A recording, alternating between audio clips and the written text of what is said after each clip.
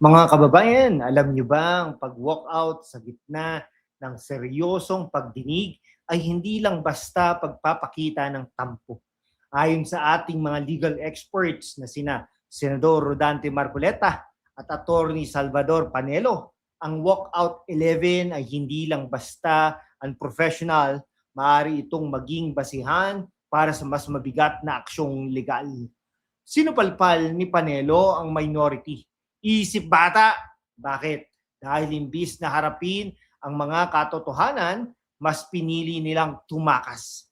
Ngayong araw mga kaibigan, hihimayin natin ang Brave 13 strategy at kung bakit ang batas ay nasa panig ng mga nananatili, hindi ng mga tumatakas. Manood hanggang dulo dahil may malalim na paliwanag ito na pwedeng magbago ng tingin nyo sa politika. Okay, mga kaibigan, ha? Kaya ba silang arestuhin? Comment down below. Oo o hindi. Mga kaibigan, ha? Bakit ba natin ito pinag-uusapan? Simple lang. Pera nyo, pera ng taong bayan, ang ginagastos sa bawat minuto ng Senado. Hearing na yan. Kapag may mga nag-walk out, sinasayang nila ang oras na dapat ay para sa paghahanap ng hustisya at katotohanan. Para na naman po sa ating mga OFWs na nagpapakapagod sa abroad, masakit makita ng mga pinatira natin sa pwesto ay umaasal na parang mga bata sa playground. Isang araw na hearing, milyong-milyong piso. Walk out, zero progress. Noong May 26, 2026, nangyari ito ng igiit ng majority na talakayin ang panukala ni Senador Rodante Marcoleta para sa electronic voting. Imbes na makipagdebate ng maayos, tumayo at umalis ang minority bloc. Brave 13 ang nananatili. Dito tayo sa malalimang pagsusuri.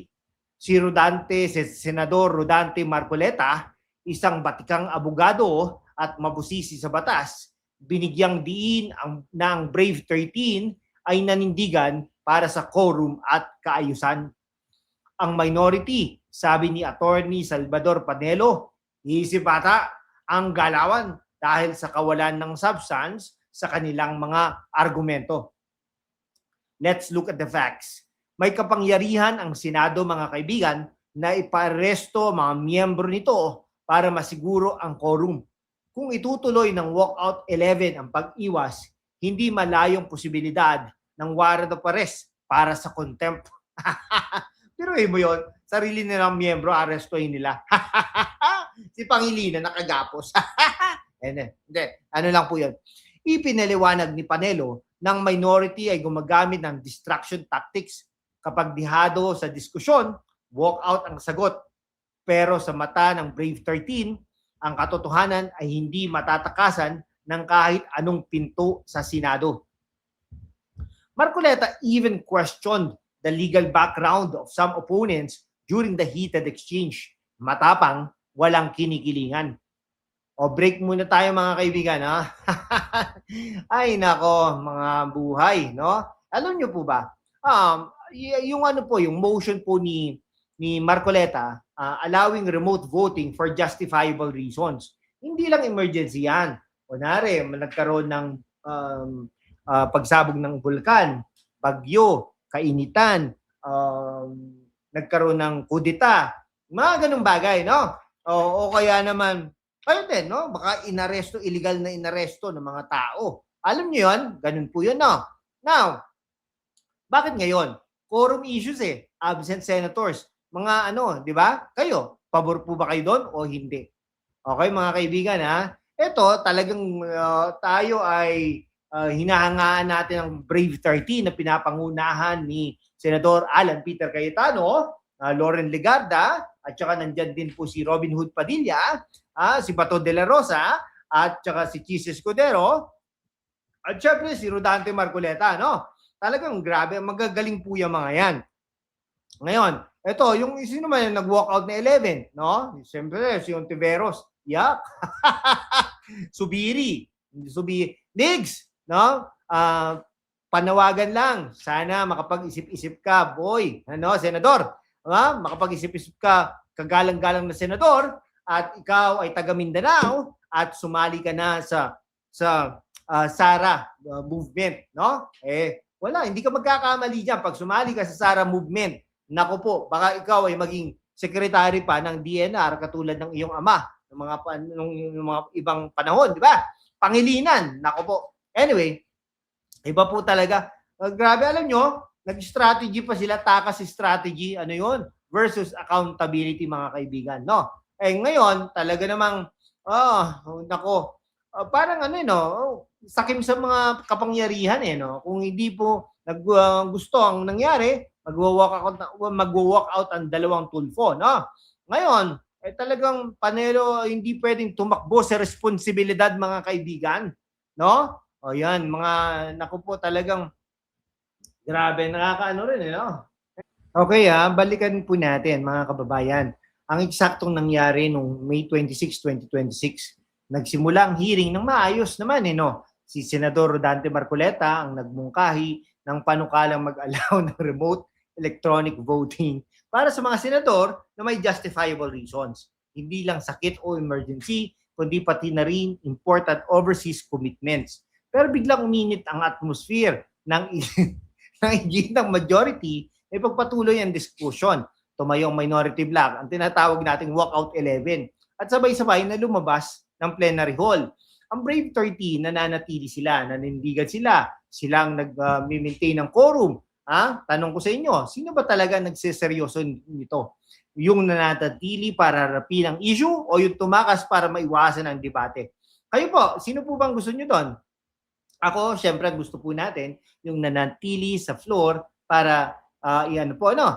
So, let's give credit where credit is due, no?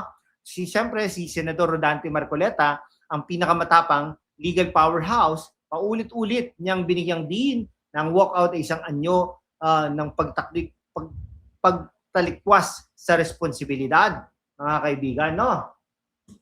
Okay, mga kaibigan, tapos, yan, Senador Jinggoy Estrada, matatag na nanatitili, Senador Bongo, lagi nasa tabi ng taong bayan. Di ba? Grabe, silang Brave 13, hindi sila natatakot, hindi sila nag-walk out. Biruin mo, ito pa, bastos din tong isang senador, no? Sabi niya, bakit may kasamaan tayong makukulong dito? Hindi nga niya pinangalanan, pero parang ano ba? Ano siya? Ano ka?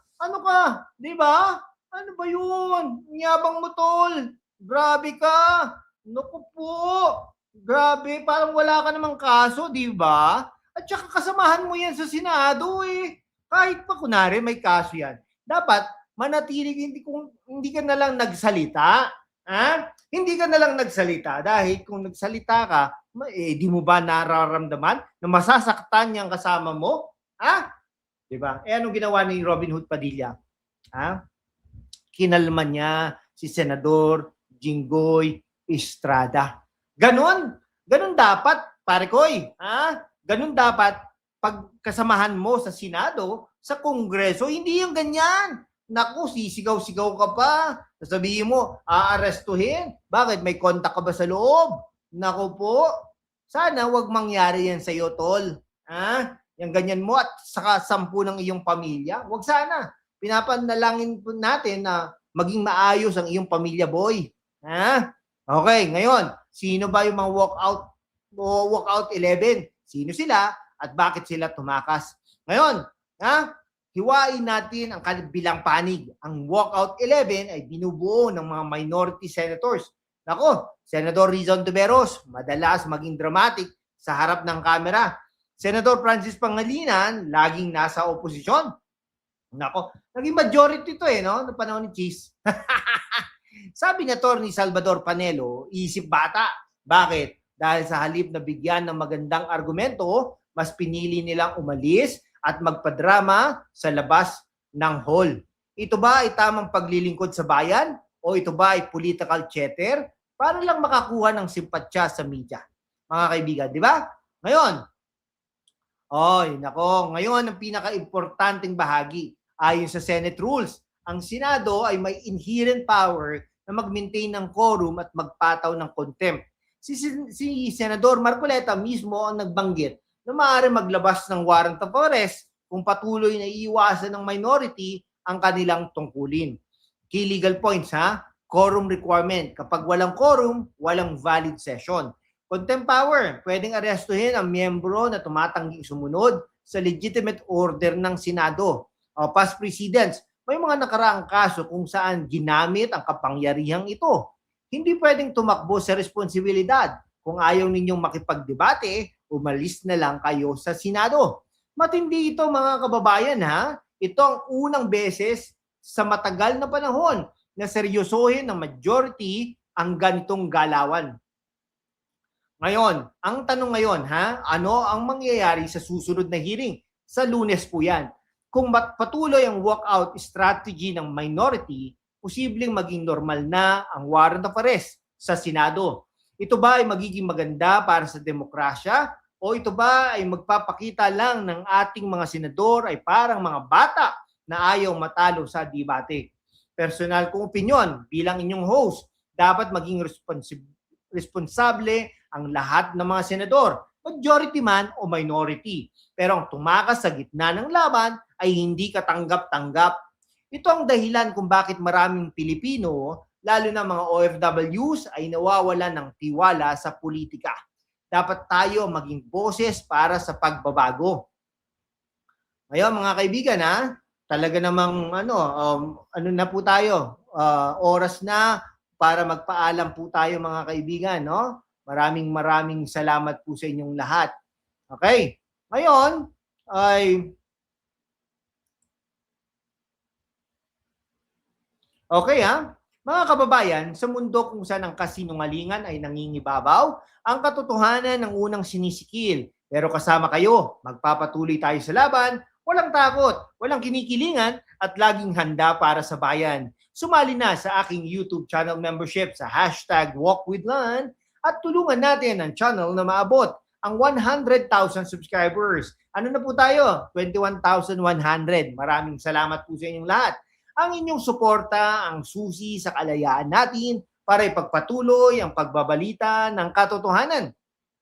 Sa tingin nyo ba sapat na ang legal background ni Marcoleta para tuluyang managot ang mga nag-walkout? I-comment ang inyong opinion sa ibaba. Like, share, at subscribe para sa higit pang truth bombs. Maraming salamat po. Mabuhay po ang Pilipinas.